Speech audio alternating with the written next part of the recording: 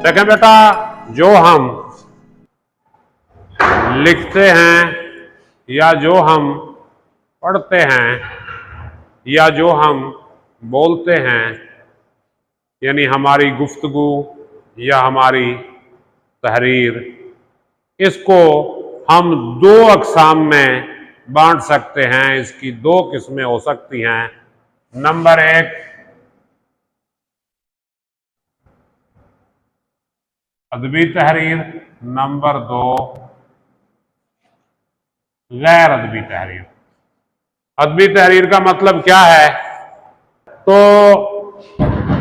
पहली चीज अदबी तहरीर, दूसरी अदबी तहरीर का मतलब यह है जो शायर और अदीब लिखते हैं, यानी अपने दिल की बात दूसरे तक पहुंचाना और उस पर वो असर डालना जो अदीब चाहता है, यानी खूबसूरत अंदाज में जिंदगी की किसी हकीकत को, किसी कहानी को इस तरह पेश करना कि सुनने और पढ़ने वाला भी उसका वही असर कबूल करे, उसको हम अदब कहते हैं। यानी अदीब अपनी बात का जो असर दूसरे पे डालना चाहे जब वो तहरीरी या जुबानी शक्ल में आए तो हम उसको अदब कहेंगे।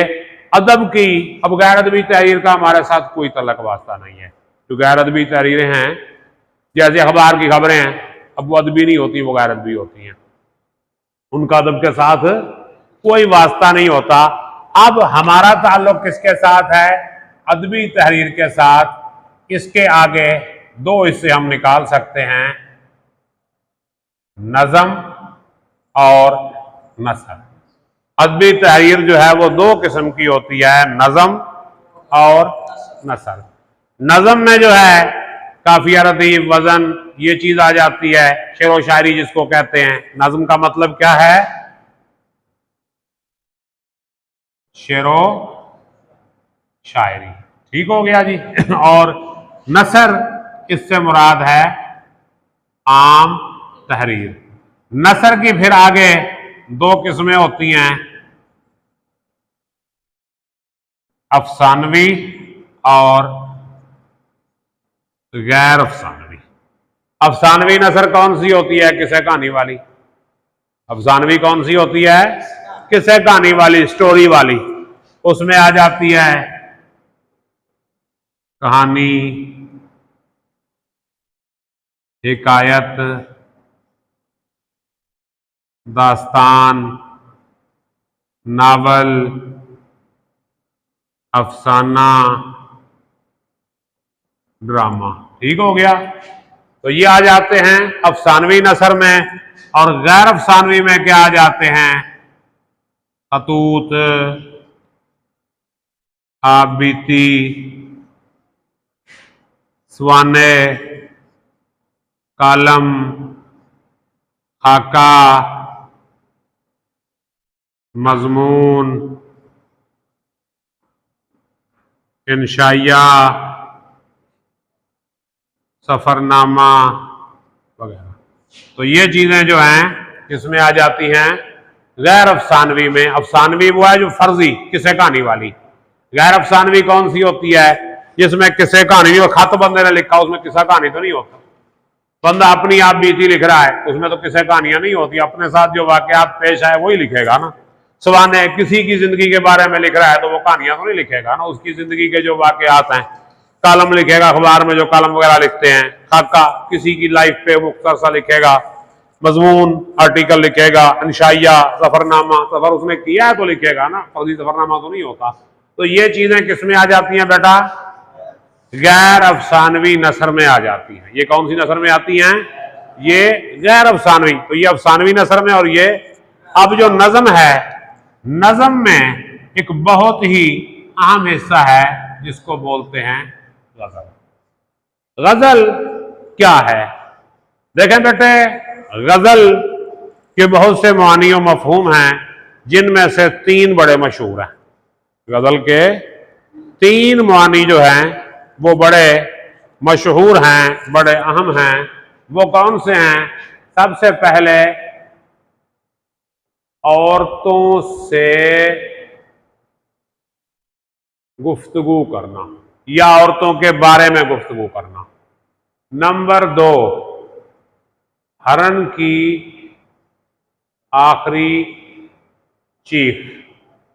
और तीसरे नंबर पर है चरखे की आवाज। तो गजल क्या है? औरतों से गुफ्तगू करना, इसका मतलब है तहजीब और शाइस्तगी।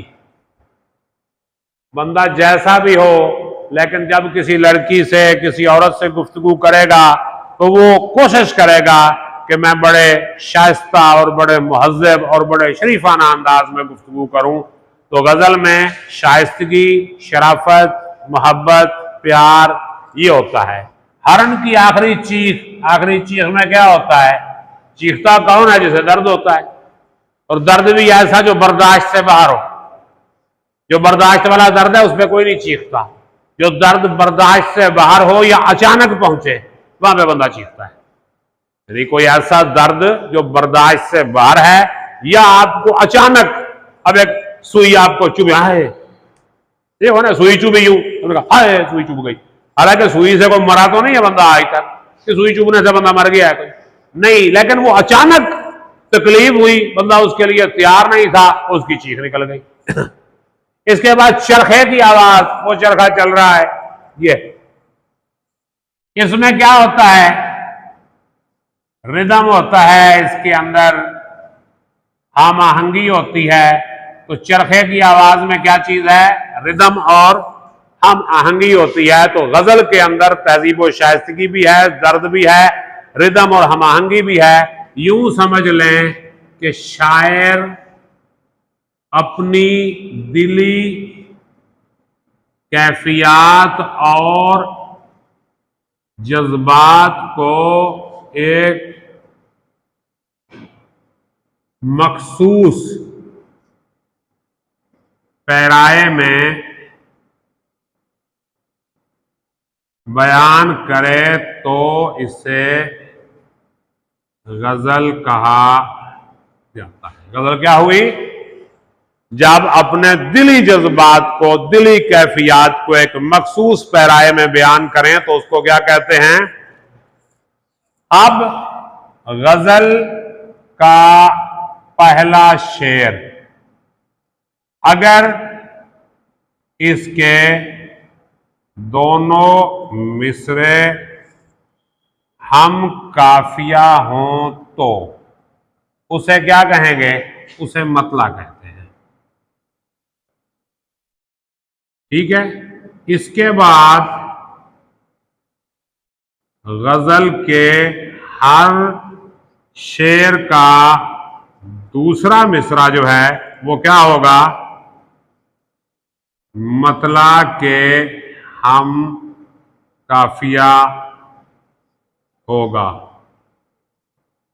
गजल का आखिरी शेर, अगर उसमें शायर अपना नाम या तखल्लुस बयान करे तो उसे मक्ता कहते हैं। गजल के अशआर की कम अज कम तादाद 5 है। अब ये गजल के फार्मूले सुन लें। गजल के अशआर की कम अज कम तादाद कितनी है? 5, जिनमें पहला मतला होगा, आखिरी मक्ता होगा, 3 दरमियान में दूसरे शेर होंगे। मतले के बगैर भी गजल हो सकती है, मक्ते के बगैर भी गजल हो सकती है। आगे देखें 5वें नंबर पे, गजल का हर शेर अपनी जगह पर मुकम्मल होता है। गजल का हर शेर अपनी जगह पे, यानी एक शेर में बात मुकम्मल हो जाती है। 2 लाइनों में शायर जो नज्म में जो है ना, वो पूरी नज्म लंबी, वो कहानी भी चल जाती है, सारा कुछ में होता है। गजल के एक शेर में पूरा मजमून बंद होता है। गजल के एक शेर में शायर मुकम्मल बात कर देता है। और अगर बात मुकम्मल ना हो सके تو وہ اگلے شعر میں جاتی ہے، اس کو پھر قطع کہتے ہیں. اسے کیا کہتے ہیں؟ قطع. غزل کے اندر اگر بات دوسرے شعر تک چلی جائے تو اس کو کیا کہتے ہیں؟ قطع. اور شاعر اس کا نشاندہی اس کی کرتا ہے قواف لکھ کے. قواف غزل کے اندر قواف لکھ کے، نقطوں والی قواف لکھ کے وہ کیا کرتا ہے کہ یہ قطع ہے. تو اس کے بعد جو ہے وہ غزل چلتی ہے. چلیں، تو غزل پہلا شعر مطلع، دوسرے شعر کو اس نے مطلع کہتے ہیں. اس کے بعد غزل کا جو بیسٹ شعر ہے اس کو بیت الغزل یا شاہ بیت کہتے ہیں، جو سب سے اچھا شعر ہے غزل کا. آخری شعر میں شاعر کا نام تخلص آ جائے، نام آ جائے، یا تخلص آ جائے، یا دونوں آ جائیں، تو اس کو ہم مقطع کہتے ہیں. تو غزل کا ہر شعر اپنی جگہ پر مکمل ہوتا ہے، اس لیے غزل کے ہر شعر کی تشریح الگ الگ کریں. یعنی غزل کے 3 شعر آپ کے پیپر میں آئیں گے، ان میں سے ہر شعر کی آپ نے الگ الگ تشریح کرنی ہے. شعر لکھنے کی ضرورت ہی نہیں پڑتی. یعنی آپ لکھ لیں گے تشریح اشعار غزل، پہلا شعر اس کا مفہوم آگے تشریح، پھر دوسرا شعر اس کا مفہوم آگے تشریح، تیسرا شعر اس کا مفہوم اور آگے تشریح. اور شاعر کا تعارف وغیرہ اگر آپ نے لکھنا ہے تو صرف ایک بار لکھنا ہے، بار بار نہیں لکھنا.